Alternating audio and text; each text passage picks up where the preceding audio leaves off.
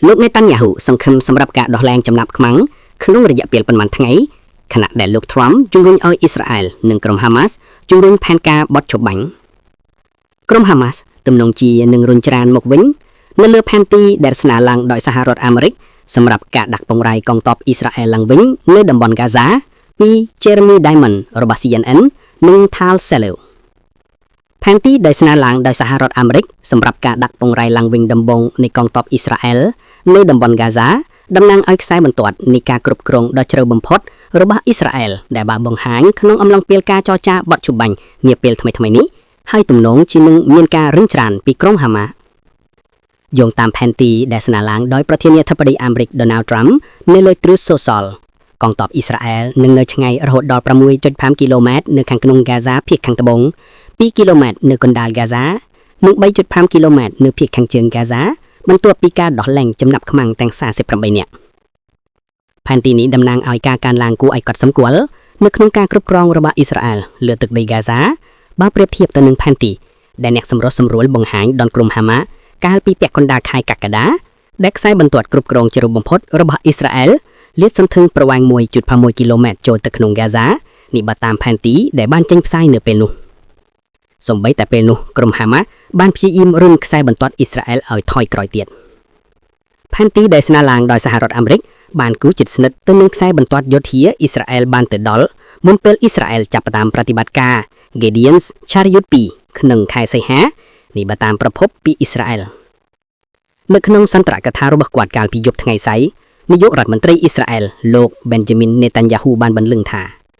ក្រុមហាម៉ាស់នឹងដោះលែងចំណាប់ខ្មាំងទាំងអស់និងកងកម្លាំង IDS នឹងដាក់ពង្រាយឡើងវិញតាមរបៀបដែល IDS នឹងបន្តកាន់កាប់តំបន់គ្រប់គ្រងទាំងអស់ដែលជ្រៅក្នុងស្ទ្រីបប៉ូលីសទីក្រុងឡុងបាននិយាយថាមនុស្សជាង500នាក់ត្រូវបានចាប់ខ្លួនពីបទគាំទ្រក្រុមសកម្មភាពប៉ាឡេស្ទីនដែលត្រូវបានហាមឃាត់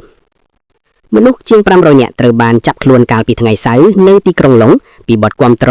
ក្រុមសកម្មជនដែលត្រូវបានហាមឃាត់ Palestine Action នេះបើតាមប៉ូលីសទីក្រុងឡុង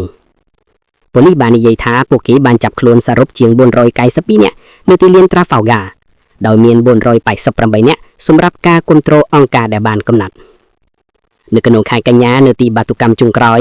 លើកបានហាមប្រន់ក្នុងទីលានសភាមនុស្សជាង890នាក់ត្រូវបានចាប់ខ្លួនដោយខ្លះកាន់សញ្ញាថាខ្ញុំប្រឆាំងកាន់ក្រញ៉ាន់ខ្ញុំគាំទ្រសកម្មភាពប៉ាឡេស្ទីនបន្ទាប់ពីការចាត់ទុកក្រុមនេះជាអង្គការភៀវរកម្មកាលពីខែកក្កដាសញ្ញាស្រដៀងគ្នាក៏បានបង្ហាញនៅថ្ងៃសៅរ៍នេះដែរ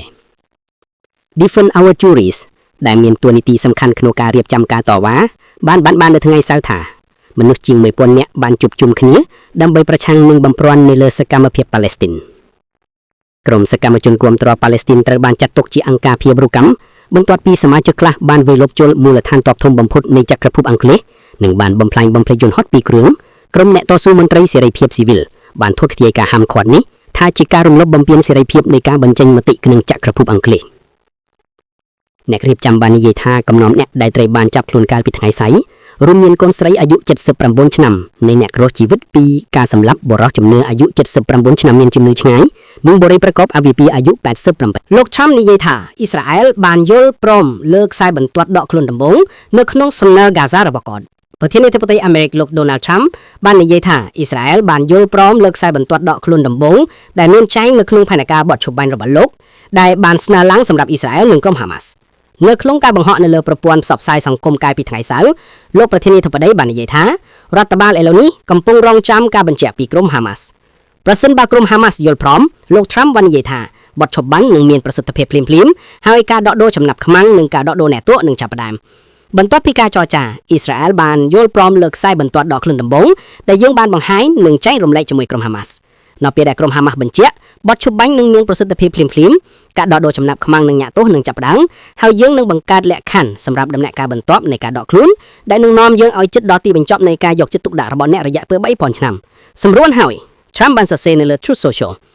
យើងបាននាំជូនអ្នកអំពីព័ត៌មានថ្មីមុននេះអំពីសុន្ទរកថារបស់នាយករដ្ឋមន្ត្រីអ៊ីស្រាអែលលោក Benjamin Netanyahu ទៅកាន់ប្រទេសដែលក្នុងនោះលោកបានសម្ដែងសុទេតិនិយមអំពីការអភិវឌ្ឍបទជបាញ់និងផែនការដោះលែងចំណាប់ខ្មាំងសាច់ញាតិរបស់ចំណាប់ខ្មាំងនៅតំបន់ហ្គាហ្សានិងអតីតអ្នកជាប់ឃុំបានថ្លែងសារដែលធ្លាប់ស្គាល់នៅទីក្រុង Tel Aviv កាលពីថ្ងៃសៅរ៍ដើម្បីជំរុញឲ្យរដ្ឋាភិបាលអ៊ីស្រាអែលអនុវត្តតាមកិច្ចព្រមព្រៀងដែលស្នើឡើងដោយសេដ្ឋវិធានដើម្បីបញ្ចប់សង្គ្រាមនៅហ្គាហ្សានិងបញ្ជូនចំណាប់ខ្មាំងទាំងអស់ត្រឡប់ទៅវិញ លោក Kadi Moses និយាយអំពីចំណាប់ខ្មាំងដែលនៅសេសសល់ថាខ្ញុំស្គាល់អ្វីដែលពួកគេកំពុងឆ្លងកាត់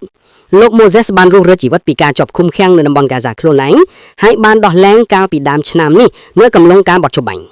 Ailet Goldin ដែលបងប្រុសរបស់គេឈ្មោះ Hada បានស្លាប់នៅក្នុងការប្រយុទ្ធគ្នានៅតំបន់កាហ្សានៅក្នុងឆ្នាំ2014លោកបាននិយាយថានៅក្នុងថ្ងៃពិសេសនេះបន្ទាប់ពីរ៉ូសាសាណានិងយូមគីព័រខ្ញុំជ្រើសរើសនៅក្តីសង្ឃឹម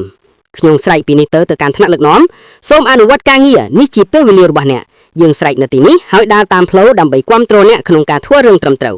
អតីតចំណាប់ខ្មាំងម្នាក់ Omer Semtov បាននិយាយទៅកាន់ប្រធានាធិបតីអាមេរិក Donald Trump ដែលផ្ទាល់